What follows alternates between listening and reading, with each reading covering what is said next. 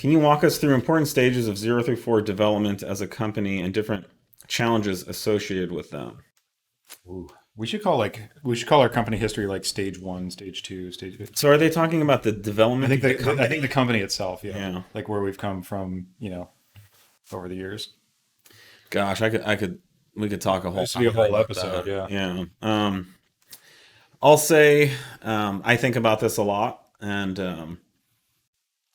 I feel like 034 Motorsport very much is represents where I'm at in life as an extension of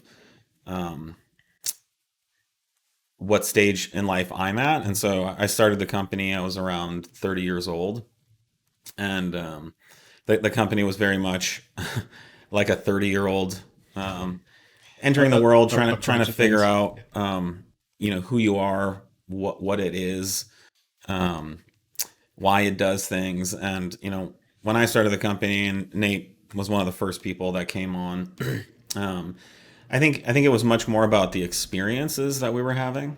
So we immediately got into different types of racing and motorsports, and we produced a lot of fun, exciting products that were important to us. It didn't necessarily result in the most successful business financially, and it was not an easy business to run. It was very difficult because every part and product was Nate or I or someone at the company was like an expert on, but there was no documentation. And if that Right. person left, and so I just had to learn how to do everything in the company myself, because if Fred or Jack ever left, I would have to replace them because there was no systems or documentation or anything As around. it is with many companies in this industry. Yeah. So it was kind of hectic and chaotic and a lot of fun, kind of like what life can be like when you're in your early 30s. And then I started having kids a couple years in, and so I had to make a commitment to, because I was working like 7 days a week, like 18 hours a day, and so when my wife got pregnant, I made a commitment to. I said I'm not going to work weekends. I'll work as much as I need to during the week, but Saturday and Sunday I want to be home.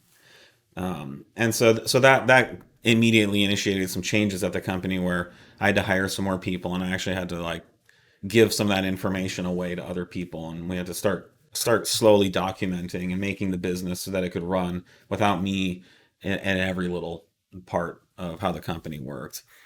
And then I think that ultimately led up to some pretty traumatic things happening to the company in the kind of the 2012, 2013.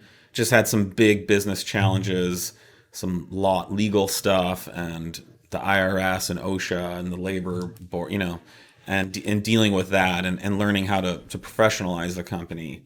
Growing pains is a real thing. Growing pains, and just realizing like the things you didn't know that you didn't know. When you Yeah. start a business, not only are you able to generate success, but you generate a tremendous amount of liability with every step of the way.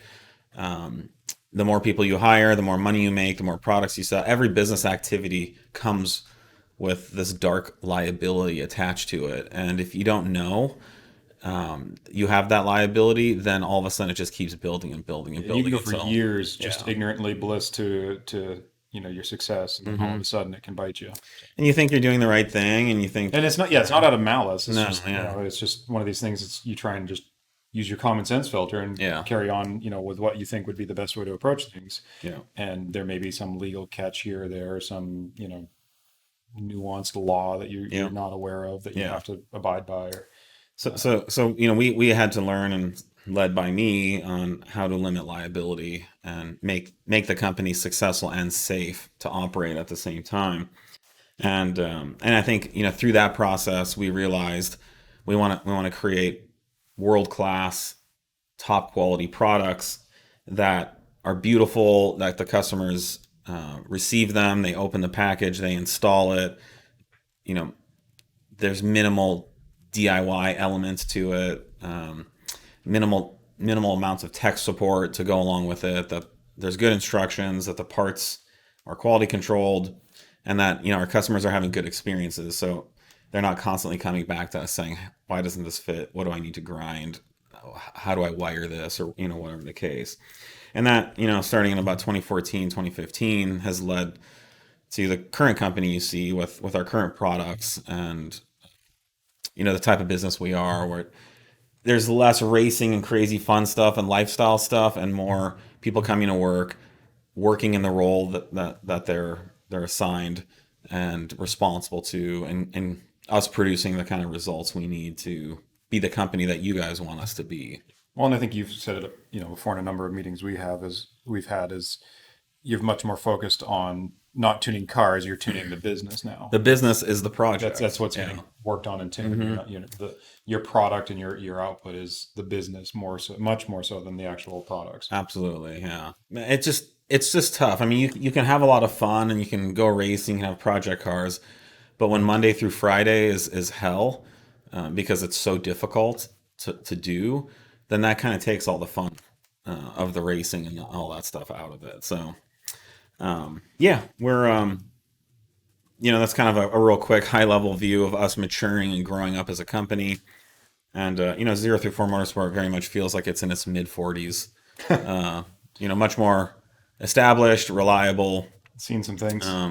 learned a lot, and is looking towards the future. So yeah, great question though. Appreciate it. If you have any follow ups or anything specific, Yeah, if you want to know any details specific, Yeah. we're happy to talk about where things have come. It's been quite a road. yeah, yeah, we've all learned a lot, and the school of hard knocks, and Yeah, yeah, you know, yeah.